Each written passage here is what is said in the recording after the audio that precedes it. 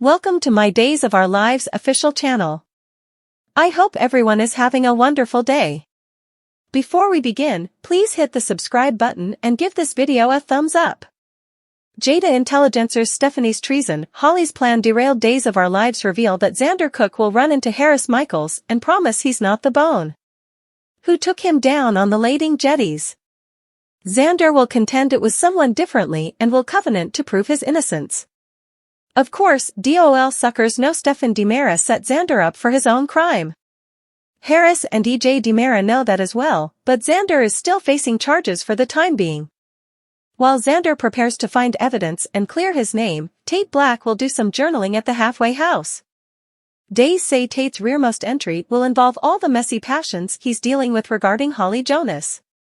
Part of Tate still wants to be close to Holly while another part of him is mealy over everything she's put him through. On Wednesday's DOL occasion, Holly's guilt will drive her to nearly make an admission. Days say Holly will plan to come clean to Nicole DiMera, but she'll either back out at the last alternate or get intruded. Nicole won't find out Holly is responsible for the medicines just yet, so she'll shift her attention back to planning Jude Brady's christening event and may not realize Holly seems on edge. Over with Eric Brady, he'll meet up with Marlena Evans for a converse ahead of the christening. That'll lead to a discussion about Nicole and Sloan Peterson Brady since they always feel to end up colliding. Eric may admit the fact that Sloan and Nicole are presumably no way going to be BFFs, but he might feel more hopeful about them making peace after witnessing a civil moment between them lately. In the city forecourt, Days say Stephanie Johnson will spend some time catching up with Everett Lynch aka Bobby Stein, so they'll talk about where they stand. Stephanie is understandably cautious of Everett since she was the other woman while he was married to Jada Hunter. Everett may not flash back that now, but that doesn't mean everyone should just forgive and forget his history. Jada clearly doesn't suppose Bobby can be trusted, no matter what name he goes by. Still, Stephanie will find herself feeling sorry for Everett due to his memory issues, so she'll comfort him as Jada looks on. After Jada gets updates on Everett reeling Stephanie back by, she'll formally again advise her that he's bad news. Jada will push Stephanie to steer clear of Everett and will lash out when she continues to show her compassionate side.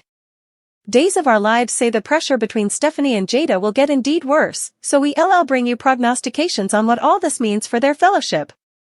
Kristen distresses, Holly confesses. Days of Our Lives spoilers tease a big week in Salem as Kristen is over to her old tricks and guilt gets the stylish of Holly.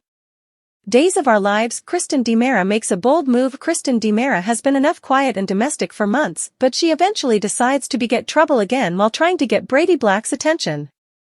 Out of nowhere, she plants a passionate kiss on Alex Kyriakis just in time for both Brady and Teresa Donovan to get in goddess.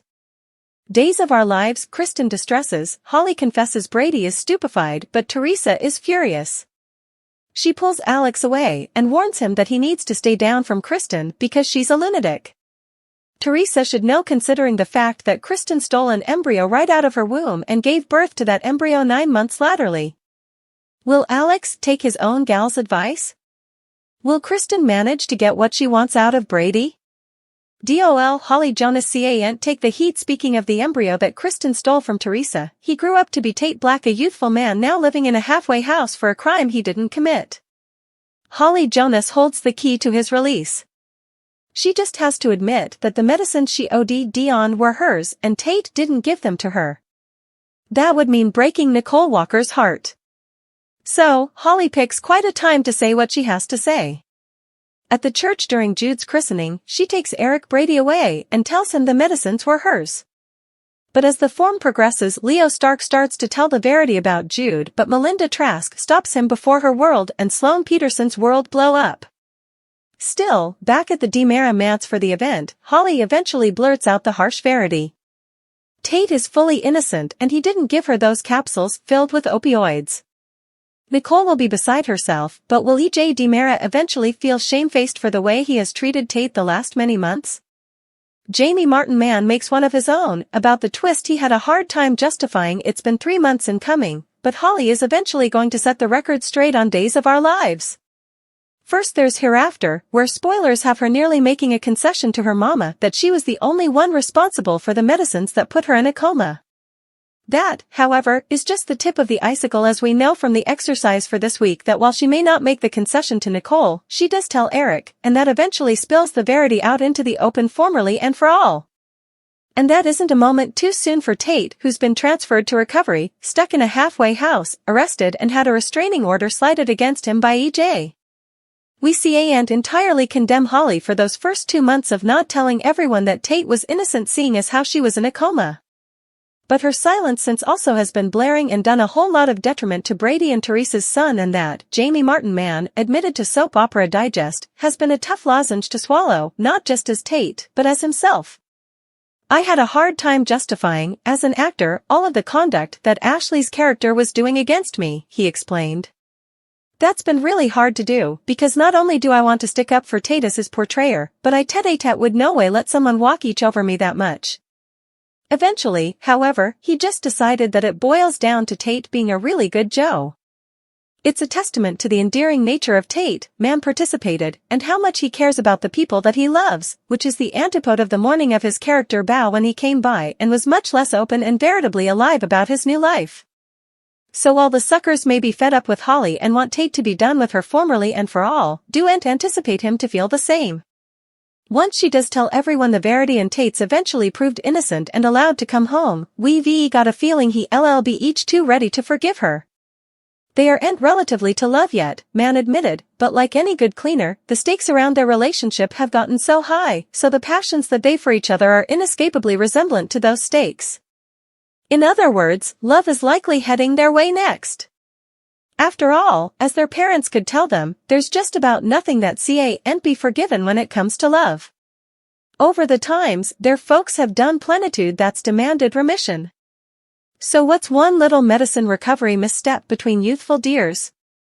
Chad saves Johnny and Chanel, final revenge on murderous Clyde? Days of Our Lives tease that Chad DiMera is still dealing with murder of his woman.